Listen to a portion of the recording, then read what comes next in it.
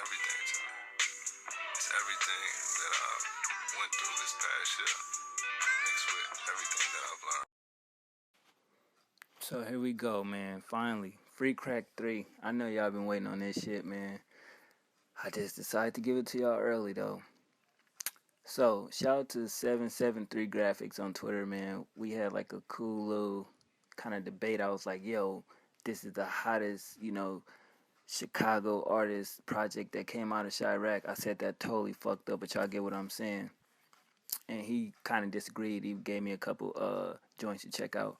But nevertheless, man, I've been listening to this shit since it dropped, and I had to go through everything. I even went back and listened to part 1 all the way to 3. This is by far the best body of work out of the whole, series. And it don't even stop there. On the 18th, he dropping Free Crack 3, the epilogue on iTunes. Already pre-order my shit. You know what I mean? It got like I think 7 to 8 tracks on it. Of course, we get the All Man record, the EBT record, but it's some other joints that he's working on that ain't got no titles yet. So if you're a fan of his, definitely support him. I know I'm gonna support him. But on this project, man, you get everything from his, like he said on track 14, you get the good, the bad, the pain, when he happy, get everything, the good, the bad, the pain, the hurt, you know what I mean? You just get everything. So it starts off with the intro, which is a skit, and it's hella funny, right? Because I wasn't expecting this. He like, yo, it reminded me of the, if you remember Joel Santana album, the Dipset, when he was fucking with Dipset, where he had the little skit with Freaky Zeke on there, and it's just like, I just want some free crack, man. Like, you know what I mean? Like, that shit is crazy. Like, yeah, but it's just basically a fiend just having a conversation like, so, is this the last one? Like, yeah, man, Beat It's got me out here. So, you giving away for free? You ain't charging? Like, that shit was crazy because he did debate if he wanted to get us away for free or did he want to, throw it on iTunes. So, the intro skit going into this was dope. Then it goes into Word Around Town. This is like was the first single that I saw he put out as far as a visual for the project. And I was like, okay, this nigga definitely back. You know what I mean? It's gonna be dope. I like the visual for it. He definitely gave a shout out to Capo, RP to Capo. You know what I mean? It's just basically about niggas plotting, niggas hating. You know what I mean? Niggas saying they gonna do something to him because they see him out here shining, grinding, doing what he got to do. Definitely a good record. Goes into track 3, All Man featuring Future. I'm sorry, y'all, it didn't grow on me. I get where he was going with it, but it should have been him, like I said, bringing Future into his world instead of him going into, Future's world, because at the same time, versatility is everything, and his project has versatility, but that just wasn't it. Then it goes into track 4, Ain't Heard Nothing About You featuring Lil Herb. Definitely street content. I love the back and forth they do. Definitely just talking about fake niggas, shit in the streets that's going on, what'll happen if you run up on a nigga. That's the typical shit, going back and forth. And these two are great when they on record together. I would have loved to hear these two on at least 2 to 3 tracks on this project. So I'm like, oh shit, Herb, whoa, that's kind of crazy. You know what I mean? And of course we heard this song as well. It came out after the Word Around Town, but still, boom. Not mad at that. Then it get into EBT to BET, and I was like, okay, where he going with this?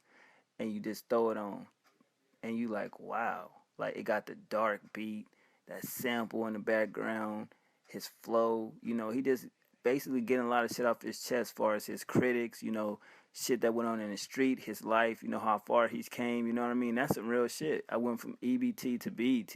You see what I'm saying? See, he came up in the era of the EBT card. Now, if it was me making a song like this, I went from food stamps to, whatever, because we had the paper in my generation. We didn't have a card. Definitely another solid track. Then it goes into Speak to Him featuring Common. We all know how I feel about this song. I definitely did a review on it, so go check that out. One of the favorites off here. Then we get into track 7, A-Rap Buddy skit. This shit hella funny, though. Like, that's how, like, a lot of the Arabians or Arab people that be in the stores were out here where I'm at. Like, I'm cool with them and shit, and they'd always be like, yo, what's up? You know what I mean? We have funny conversation, dialogue, and shit. So I thought that shit was just hella funny. And then it goes into Misunderstood featuring R. Kelly and Jeremiah. Now, my first thought was, how the fuck did he get R. Kelly on a record? Because it's just like, you don't get too many people getting R. Kelly, verse. So I was shocked at that, and Jeremiah, of course, he always comes to deliver. And it's just like, wow, okay. I was on the fence about the record for a minute. I'm gonna keep it 100.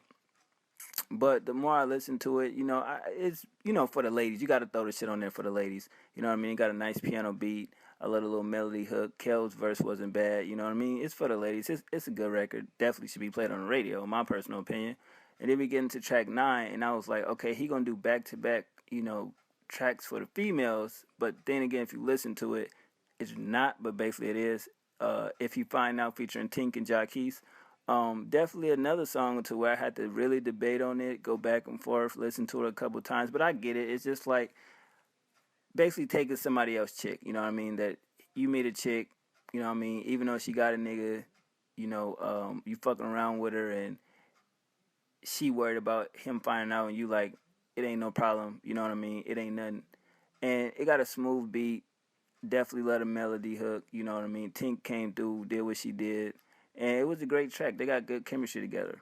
I fuck with it. Going on to track 10, Made Niggas, or Made Nigga, featuring Young Chop. His flow in the song to me was dope. Just basically saying he's a man, you know what I mean? He done came up, did what he had to do in the streets, music, business, whatever. And, he just made nigga at the end of the day. And I can respect that, you know what I mean? Anybody that did anything on their own without a handout, you definitely got to salute and respect that. That's a solid track produced by Young Chop. I fuck with it. Then it goes to Came From Nothing, piano driven. I definitely love that sample, his flow. The beat was kind of dark and eerie to me. He just telling you what he been through, you know what I mean, from day one to where he at now in his life, And these are more, I won't say angrier tracks, but more dark tracks, as far as the street content and everything like that. Definitely fuck with it. Now, we get into track 12, where this is the most incredible record to me because of the sample. Things Will Get Brighter. The soulfulness of that record. Who would have thought, if you listen to a sample, most people, keep it real, y'all skipped the track or didn't like it. Me, I understand this song because the simple fact the sample is something that my grandmother used to play. Definitely love the sample. I like how he rapped around the sample hook. It's just about his pain, his past, his life's raw lyrics in there, and he just knowing things to get better for him as time progresses from where he once was in his life, being in the streets, dibbling, dabbling, that street shit, guns, drugs, and everything like that. And it's just like things will get brighter. I definitely salute him for using a beat like that because it shows how versatile he is. Because he could have been like, nah, that ain't really, for me. But it showed he got enough skill to get in there and put that pen to the pad and do what he got to do. Now going into track 13, I Can't Lie. Definitely a song based about being successful from what I took from it, my understanding of it. Definitely thought the beat was good. I fuck with the hook. I always love the background vocals. You know what I mean? It's just him being him saying, no matter what the situation is, I can't lie. You know what I mean? I'm just being me. So definitely salute him on that. Good track. Then it goes to track 14, Bibby Speaks. Now, anybody else on the mixtape, they could have just talked on the production or talked with acapella, no production. He chose a smooth beat with a nice sample, basically explaining what Free Crack 3 means to him. And I thought that was amazing. Like, wow, you could have put a song on here, but instead you wanted to break it down, and put it out there of, what you've been through coming from day one to now in the music industry, which in my opinion, I would have saved it for the outro. Because I think that would have gave a mixtape a more vibrant, exit. You dig? But going into the last track, Killing Me, smooth beat, love that sample hook. He used a slow flow. He spoke on everything on this record. It wasn't nothing he didn't talk about. Some would say that this project is repetitive as fuck, but at the end of the day, with these artists, I wouldn't, if I never heard of Lil Bibby and I heard this, I wouldn't consider him a drill rapper. I mean, the way he put words together and his thoughts and the way he can, give raw emotion is something different. And I definitely fuck with this track. This is, to me, the better of the three. I thought Free Crack 2 was, him standing out there and doing something different, but Free Crack 3 definitely solidified him as that, okay, he needs a deal. He's versatile enough to be signed, in my personal opinion. This is a 9 out of 10. I like 14 out of the 15 records. Production, 9 out of 10. He definitely did his thing on this. I'm not gassing it. If it was whack, I would have said it was whack. You know what I mean? Out of all the mixtapes that did drop, I will say this is the second best for the Thanksgiving holiday. You know what I mean? You got to go to Fab, then this. You know what I mean? You could throw Ross at 3, Wayne at 4. But y'all let me know what y'all think, man. 1.